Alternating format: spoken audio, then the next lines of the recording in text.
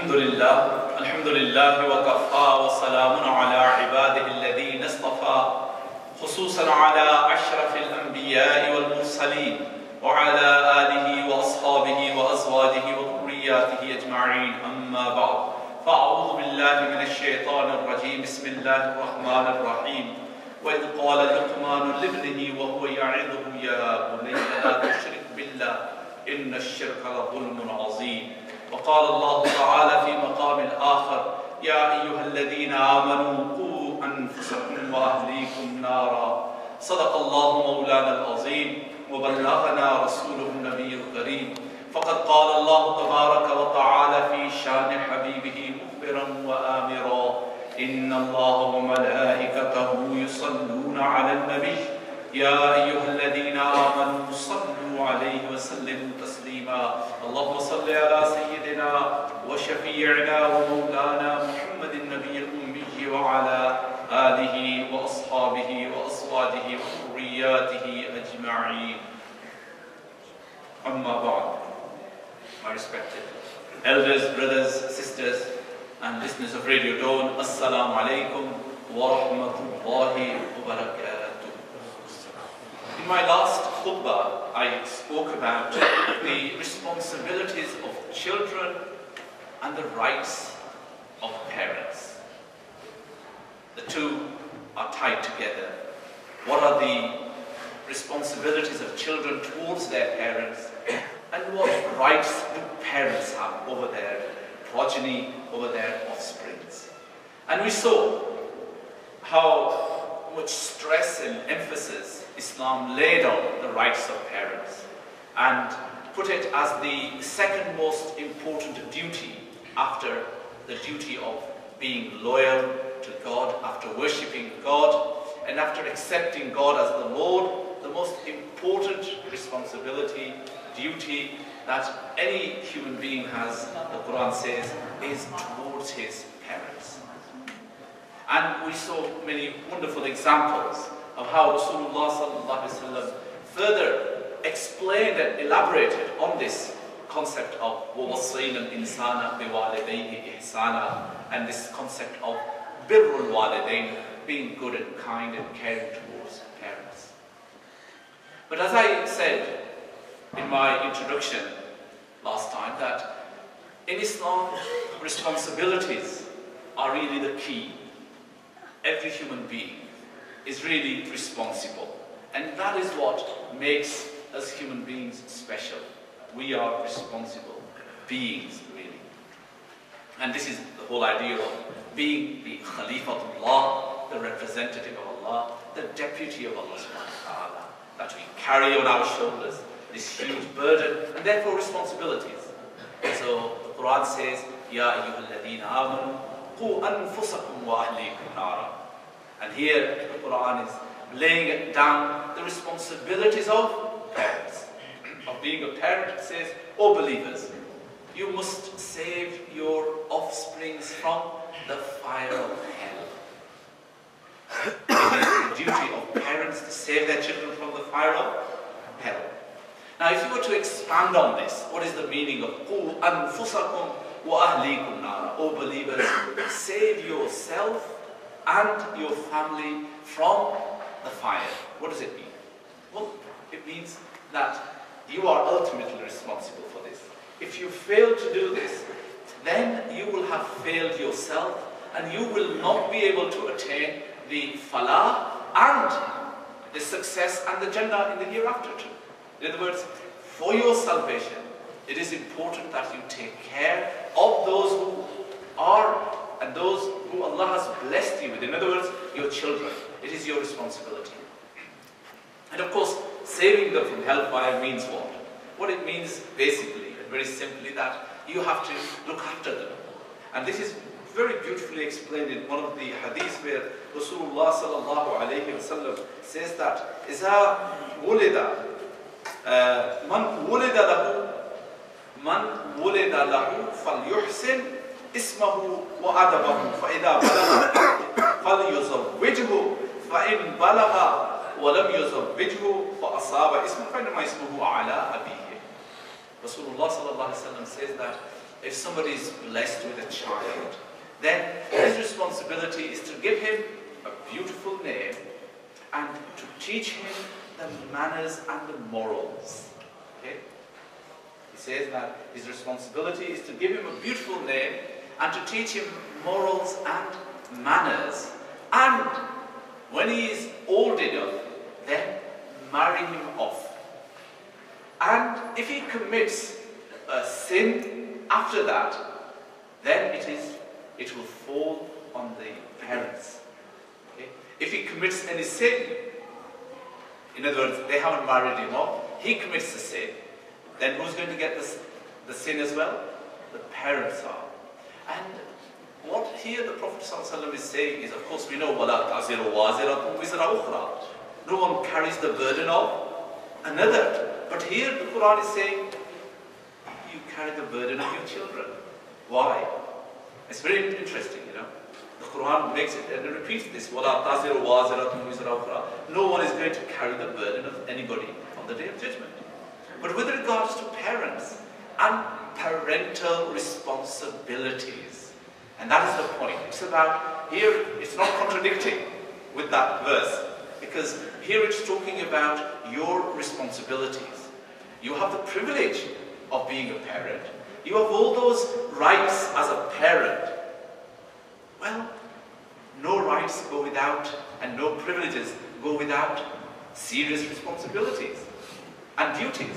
And therefore, it is your duty. And if you fail in your duty, then you will carry the sin of your children if you do not marry them off. So Rasulullah ﷺ is saying, do three things. If you are blessed with children, give them good names. Secondly, teach them morals and manners.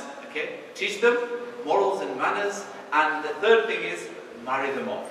Okay? So that is three very important responsibilities. In another place it says, "Umuru awladakum bis-salah wa hum abna'a sab'a sin." Command, order your children to pray when they are 7 years old. Give them orders very clearly. Okay, when they are 7 years old, meaning that by the age of 7, they should be praying along with you. Okay, they should be getting into the habit. You should be programming them now. You should be conditioning them now. You should be getting them into this wonderful habit of praying to Allah subhanahu wa ta'ala. And then he says, this is very famous, أَدِّبُوا أَوْلَادَكُمْ وَعَلِّمُوهُمْ. Give them good manners and give them knowledge and understanding. So these are very important responsibilities of parents. The Quran mentions many great parents and fathers in particular in the Quran. It talks about the mother of Musa alayhi salam and her worries for the baby Musa, and how she grieved and how she was going to almost reveal that, look, this is my son. Okay, and how Allah says, no, we comforted her, we gave her the confidence to be able to stay firm for a few days until the baby was returned to him.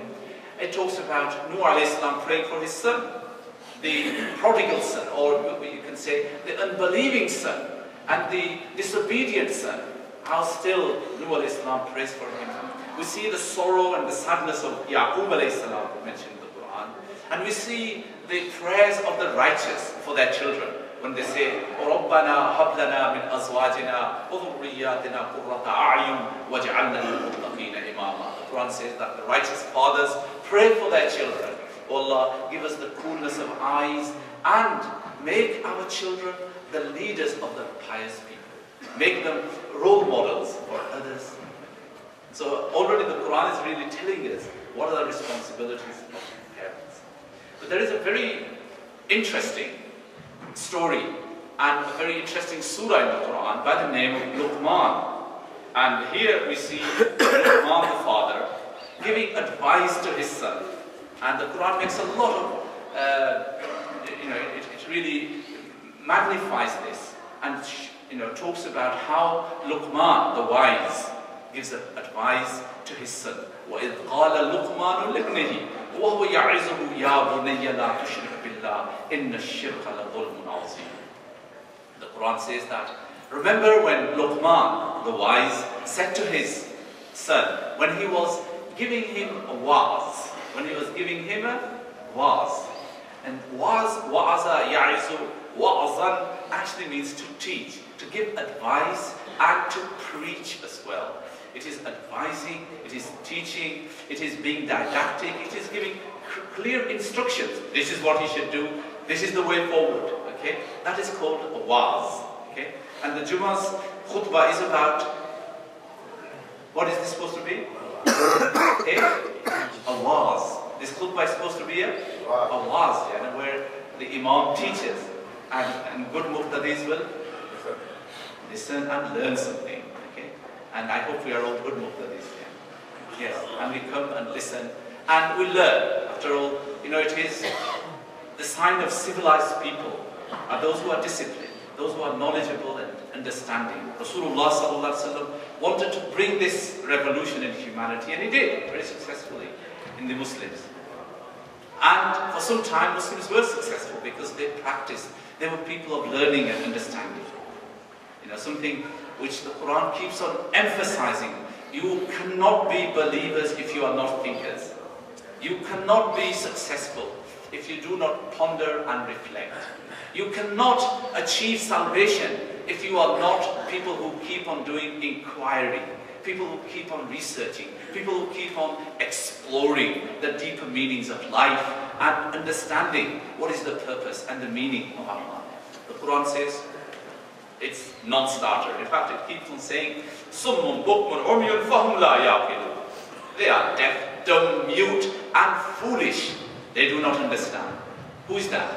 That is the kuffar, because they do not think and reflect. And if we have those characteristics, then of course this verse applies to us as well.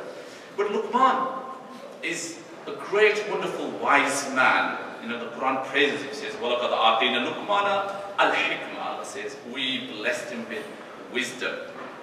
And there are numerous stories about him. He's not a prophet. He's a wise man. And here lies a very important lesson for us. He was a Nubian slave, most likely, from the south of Egypt, north of Sudan. You know, he was most likely a black slave from Africa, but extremely wise, thoughtful, so wise that his wisdom is legendary in the Muslim circles. And one of our great teachers, Maulana Rumi, rahmatullah alayhi, has a story about him, which really shows us the wisdom of this man and his loyalty to his own master. We say that he was a slave.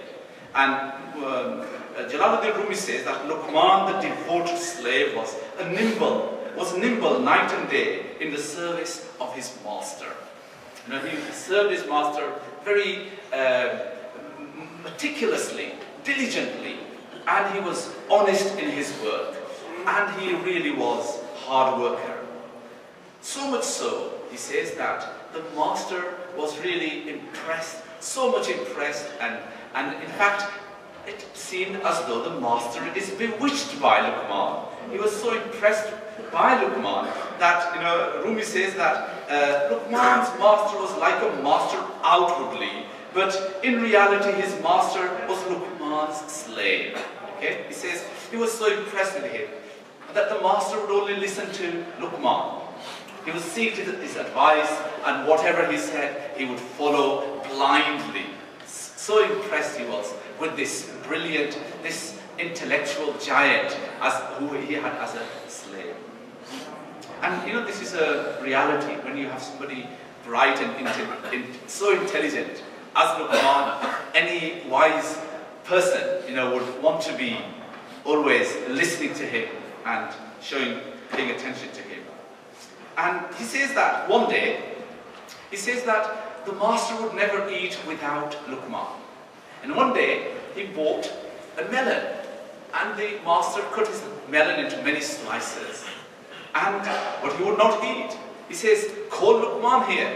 I will not eat until Luqman has tasted it. So, he gives Luqman a slice of the melon, and Luqman eats it. He gives him another one, and Luqman swallowed it down as if it were sugar and honey. Seeing with what pleasure he ate, the master gave him a second slice, a third slice, a fourth slice, and he continued giving him slices until he had given him 17 slices. Then the master said, well, this is the last one. I must eat this myself to see what is so delicious about this. I will eat this one myself, said the master. Then I can see what a sweet melon it is. The pleasure it shows in eating is enough to whet anyone's appetite. The master ate the slice, and its sourness was like a flaming fire, blistering his tongue and burning his throat. For a while he was quite out of himself because of the bitterness. But he said to Luqman, Luqman, oh my soul and my whole world, how did you convert so much poison into antidote? How did you reckon this oppression a kindness? What patience have you shown? Why this patience? Do you understand this? And Luqman says to him, O master, I have eaten so much from your munificent, your blessed hands, that I am doubled up with shame. Master of wisdom, I was ashamed not to eat one bitter thing from your hands. The melon had the pleasure of being touched by your sugar-bestowing hands. How then could any bitterness be left in it? Now, the lesson that, and the moral of the story Rumi wants to give is this. He says, love makes bitter things sweet. Love converts base copper to gold. By love, dregs become clear. Dregs is, the big particles in a glass of water. When you have unclean water and dirt in it, the dreg is the big particle solids that sink to the bottom. He says, by love, dregs become clear. By love, pain becomes healing. By love, the dead is brought to life. By love, a king is made slave. And the story, really, the lesson is in this of loyalty. And the lesson is that we have to be loyal to our masters. Okay? Luqman showed his loyalty to his master. And of course, Rumi uses these metaphors to show that how we as slaves of God should be loyal to our Lord Allah subhanahu wa ta'ala. That once in a while when we have a cold, or once in a while we get sick, once in a while we become ill, we begin to complain. And he says, and this is the real, it's telling us, well look, Allah has given you health for years and years. And once in a while if you get ill, why do you become so upset with Him? And this is, the lesson that he wants to teach. But in it is something else I wanted to bring to your attention. And that is the wisdom of Luqman. Because the Quran talks at length in Surah Luqman, and I really do urge parents to read this, and children as well. What counsel and what advice this wise man Luqman gives to his son. He says to him, first thing he says to him, son, I want you to remember, Allah is the only Lord, and before Him you should kneel and prostrate, and Him you should worship alone. There is no other God. Stay away from shirk. Stay away from associating anything with Allah subhanahu wa ta'ala. Brothers, shirk is a zulmun azim, he says. This is the biggest wrong that anybody can commit. There is no bigger wrong than shirk. Okay? But, we as human beings commit many kinds of shirk. The ulama have divided shirk into two kinds, the big shirk and the little shirk, or shirk al-khafi. Shirk that is hidden from our eyes, but really it is shirk. When we put our faith in our money, in our wealth, in our own intelligence, in our skills and competences, then that is a kind of shirk. When we no longer do things purely for the sake of God, but we do it in order to seek approval from others, in order to get approval from others, that too is shirk as well.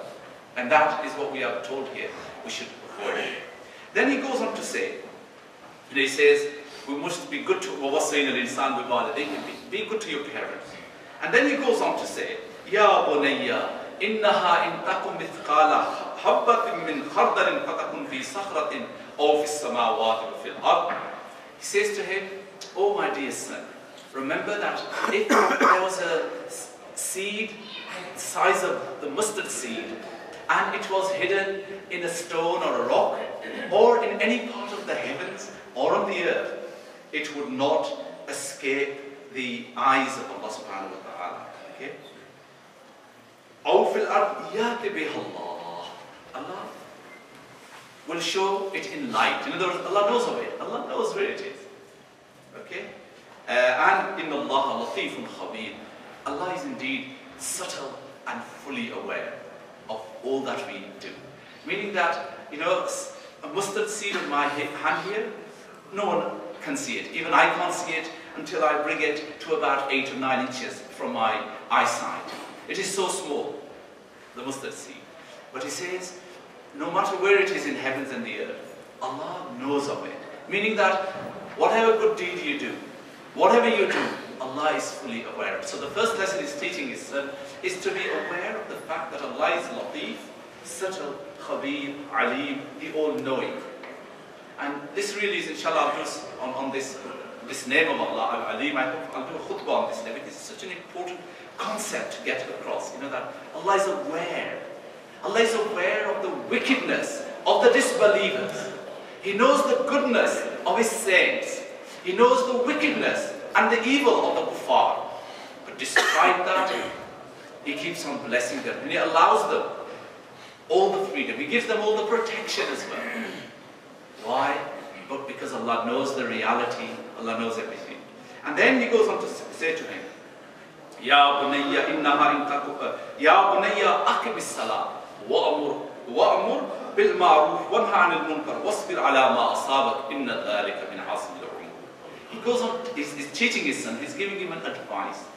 Okay, after giving him those advice not to commit shirk, be good to parents, and to know that Allah is fully alim, giving him a lesson in tawheed, in ilm al-aqaid. Okay, so this is really important. You know, we need to teach our children the Asma al-Husna. One of the characteristics of our school, the Islamic school, and here inshallah we teach the Asma al-Husna, the names of Allah to our children. And the next thing he says, oh son, be regular in your prayers, never miss your prayers. Okay? And then do something else. Wa'amur bil ma'ruf. And always tell others to do good things and tell them not to do bad things. Okay?